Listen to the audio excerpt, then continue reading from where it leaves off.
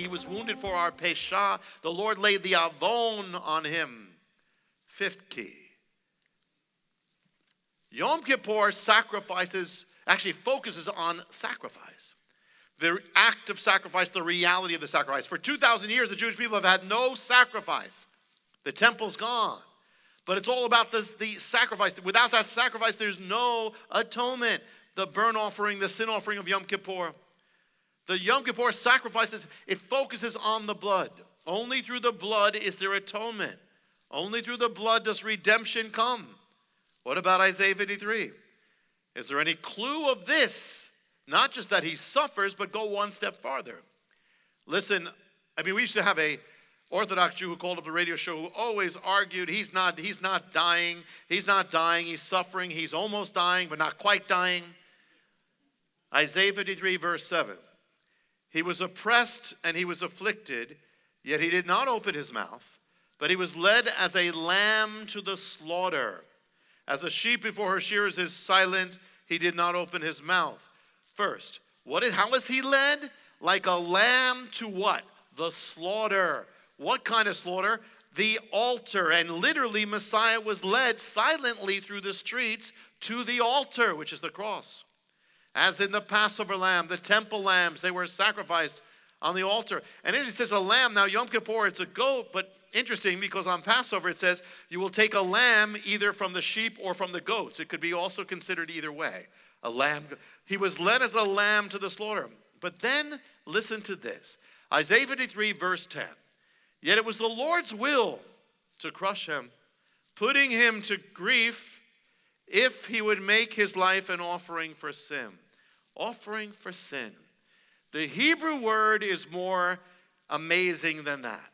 The Hebrew word right there in Isaiah 53 is the word asham. Try it. Asham. This is what here asham means the offering for guilt, but it also, like the other one, has that strange quality. It also means not just the offering for the guilt, it means the guilt. He made his life the guilt. Asham. Because the sacrifice for guilt becomes the guilt, and then the guilt is taken away. But the word is incredibly specific because that word comes specifically from the book of Leviticus. It's one of the list of sacrifices of animals in Leviticus. Now get how big this is. An Orthodox Jew, has to go right past that because that's very major. What it's saying is, Asham is Leviticus. It's one of those, clearly it refers to a sacrificial offering. Yet it's saying right there in Isaiah 53 that he, a man, is becoming the Asham. This is not a goat, not a lamb, it's a human life. This is Leviticus, but taken to another level. It's a man who becomes the Asham. This is major. You can't get around that. A man becomes, what's the Asham? Asham is a blood sacrifice. And it's not a quirk. The whole Isaiah 53 is going into the whole mystery of it. That a human life is taking all of this for us. That's the sacrifice. That's the Asham. You can't get around it. Only, an animal can really die for an animal, but a human can only die for a human. If an animal dies for that, it's a place setter. But a human life, only a man can die for the sins of man. And so here, and only one who is without sin can die for sin. Well, there's nobody without sin except God. So now put it together. God has to become man to die for the sins of man. Right there is the gospel. It's required of this. Death. Next key. Yom Kippur requires a death.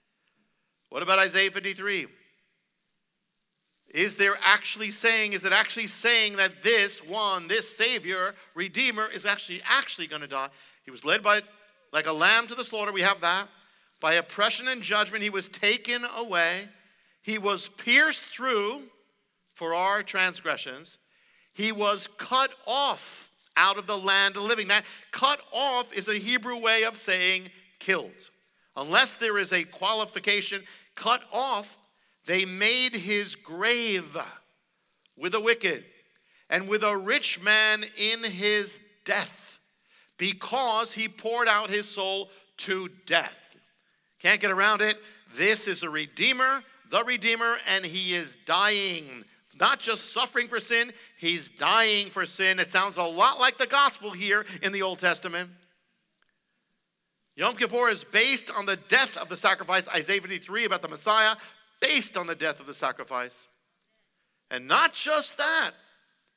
Most of the sacrifices in the Old Testament were one sacrifice for one person. Maybe for a family, but usually for one person. But the Yom Kippur sacrifice was different from the other sacrifices. Why? Because that was the one sacrifice that didn't die for a person, didn't die even for a house, it died for the whole nation. That was that one. So it takes the sins of all. So what's Isaiah 53 saying? Not just that he died for another, he one dies for all of us. That's Yom Kippur. That's the ultimate Yom Kippur. He dies for the many. He was wounded for our many transgression. He, the one, bruised for our many iniquities. The punishment that brought us many, peace, fell upon him, the one. And by his stripes, one, we, the many, are healed.